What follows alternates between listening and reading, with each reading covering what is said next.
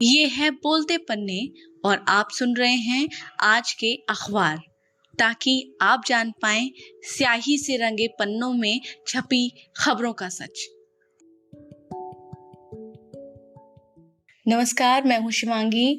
कल जब भारत अपने 75वें स्वतंत्रता दिवस को मना रहा था, तब अफगानिस्तान में अफगान लोगों की आज़ादी को तालिबान ने छीन लिया। तालिबान ने कल अफगानिस्तान की राजधानी काबुल पर भी कब्जा कर लिया और राष्ट्रपति अशरफ गनी देश छोड़कर भाग गए। इंडियन एक्सप्रेस ने इस खबर पर लिखा कि तालिबान ने काबुल को कब्जाया, गनी देश छोड़कर भागे और अमेरिका फरार। एक्सप्रेस ने लिखा है कि 20 साल में यह पहला मौका था जब काबुल में तालिबानी घुस आए। एक शाम पहले ही उन्होंने मज़ार शरीफ पर कब्जा कर लिया था और काबुल के बाहरी इलाकों तक पहुंच गए थे। रविवार सुबह उनके शहर में पहुंचने की खबर जंगल की आग की तरह फैली। सड़कों पर लोगों का हुजूम था। लोग बैंकों में कैश निकालने और राशन लेने के लिए इधर उधर भाग रहे थे। दोपहर तक सभी सड़कें पूरी तरह से सूनी हो चुकी थीं। सरकारी दफ्तरों के ऊपर से हेलीकॉप्टर उड़े और जिसमें अमेरिकी एम्बेसडरों को भी ले जाया गया। गनी के देश छोड़कर जाने और अंतरिम सरकार को लेकर अभी तक कोई आधिकारिक बयान जारी नहीं किया गया है। दूसरी ओर तालिबान के प्रवक्ता ने कहा कि गनी के देश छोड़ने के बाद अफगान में युद्ध समाप्त हो गया है।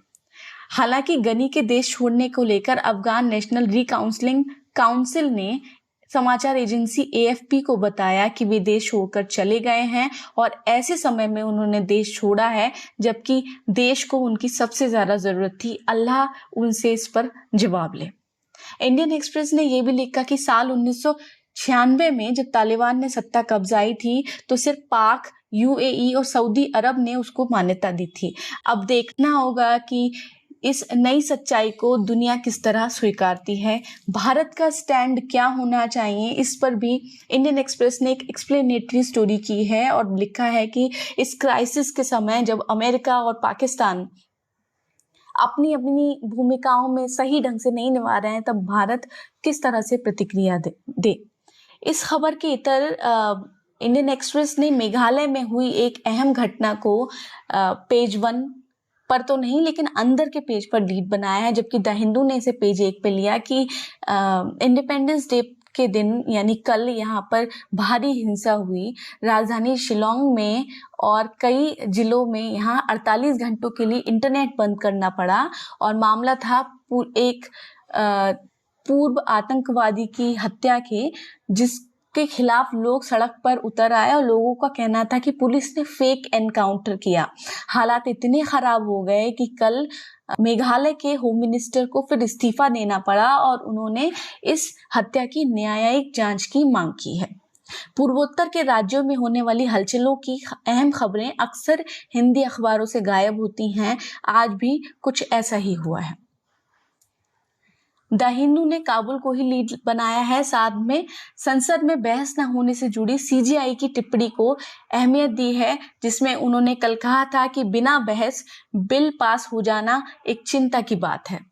प्रधानमंत्री नरेंद्र मोदी ने 75वें स्वतंत्रता दिवस पर 8वीं बार लाल किले पर झंडा फहराने के बाद देश को संबोधित किया। इस दौरान उन्होंने पंडित जवाहरलाल नेहरू को याद किया। मोदी ने अपने 90 मिनट के भाषण में 2 बड़े ऐलान किए, जिसमें युवाओं को रोजगार देने वाली 100 लाख करोड़ की गति शक्ति योजना और बेटियों के लिए देश के सभी सैनिक स्कूल खोलना शामिल है। मोदी के जवाहरलाल नेहरू को याद करने के एंगल से एनबीटी ने अंदर के पेज पर खबर छापी है। ये एक बहुत रेयर मोमेंट था, क्योंकि अक्सर मोदी और उनकी सरकार के सभी मंत्रियों को जवाहरलाल नेहरू को क्रिटिसाइज करते हुए ही सुना गया है। आज इसी मामले में टाइम्स ऑफ इंडिया ने हेडिंग लगाई, अशरफ गनी देश छोड़कर भागे, अफगानिस्तान को इस्लामी एमिरेट्स घोषित करेगा तालिबान।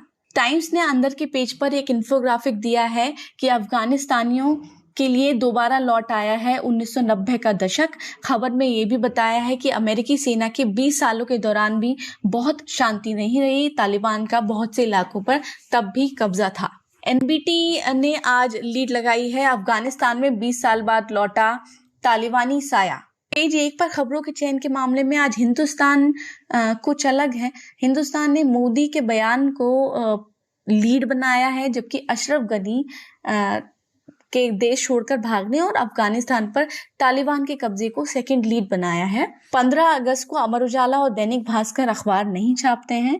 तो ये हैं दिल्ली से छपने वाले मुख्य अखबार। समीक्षा सुनने के लिए बहुत बहुत शुक्रिया।